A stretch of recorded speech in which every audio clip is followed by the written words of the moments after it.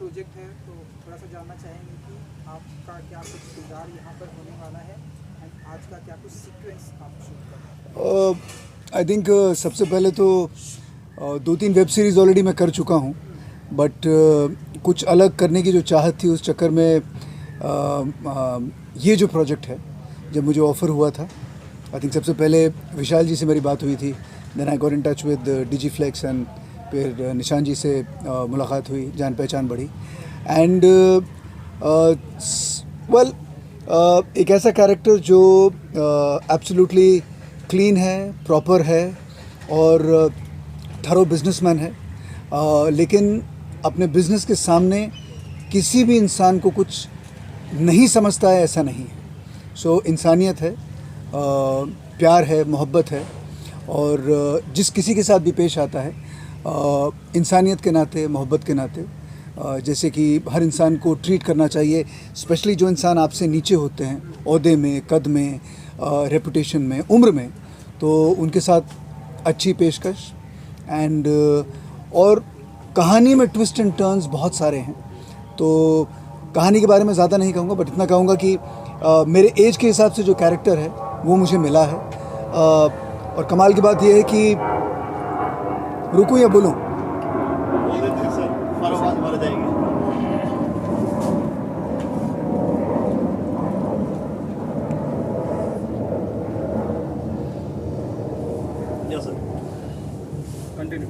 जी, so web series का जो अलग अलग प्लेटफॉर्म्स जो अभी खुल रहे हैं, दिख रहे हैं और नज़र आ रहे हैं, रियल स्टाइल ऑफ एक्टिंग या समथिंग जो लोग वाकई ज़िंदगी में देखना चाहते हैं, जो वाकई ज़िंदगी में होता है, चाहे वो बातचीत में गाली हो या थोड़ा सा सेक्सुअल प्रेफरेंस हो या जो असलियत जो हम ज़्यादातर टेलीविज़न पे दिखा नहीं पाते हैं। टेलीविज़न में वो एक रोज़ी पिक्चर है, this is more of real life. मेरे उम्र के हिसाब से कैरेक्टर बहुत कमाल का है, खूब है, बिजनेसमैन है,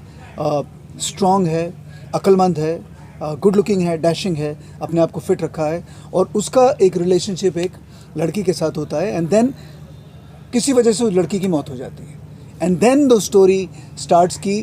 क्या वजह है, उस लड़की की मौत कैसे हुई और कैसे हम उसे सॉल्व करने की कोशिश करते हैं। मुझे ऐसा लग रहा है कि डिफरेंट लुक होने वाला है आपका इस फिल्म में, क्योंकि अभी भी विशाल जी ने कहा कि आपको हम उस लुक में देखना चाहते थे। आप ढेर सारे प्रोजेक्ट कर रहे हैं, हाँ, थोड़ा सा लुक के बारे में बताइए जो काफ़ी सस्पेंस। लुक एक दूसरा प्रोजेक्ट भी है जिसमें वो लुक आजमाया जाएगा या कोशिश की जाएगी। फ़िलहाल इसमें इनको एक यंग लुकिंग डैशिंग बिजनेसमैन चाहिए था जो तकरीबन 45 की उम्र का हो और दिखने में अच्छा हो, तो उनको लगा कि शायद मेरे से बेहतर कोई हो नहीं सकता और मुझे भी लगा कि मेरे से बेहतर कोई हो नहीं सकता है। सो आपको भी लगता है, चलिए आई एम श्योर सबको यहाँ लगता होगा, but something different and the best part is कि जो रियल लाइफ में जिस तरह से हम लोग इमोट करते हैं, जो हमारे रिलेशनशिप्स होते हैं, वो यहाँ पे बखूबी दिखाने की कोशिश की जा रही है। सर, इस रोल में आपको चैलेंजिंग क्या लगा? आई थिंक पहले तो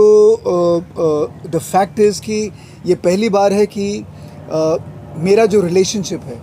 एक ऐसी लड़की के साथ हो रहा है जो मेरे से 25 या 27 साल छोटी है, तो उस तरह की चीज़ को इमोट करना, उसे दिखाना, and this is something that you are not used to. Normally क्या होता है एज एन एक्टर, आपके जो को स्टार होते हैं उसकी उम्र आपसे 5 साल, 7 साल, 10 साल ऊपर नीचे होती है, उससे ज़्यादा डिफरेंस नहीं होता है। But here to be having an affair with somebody who could be old enough to be your daughter.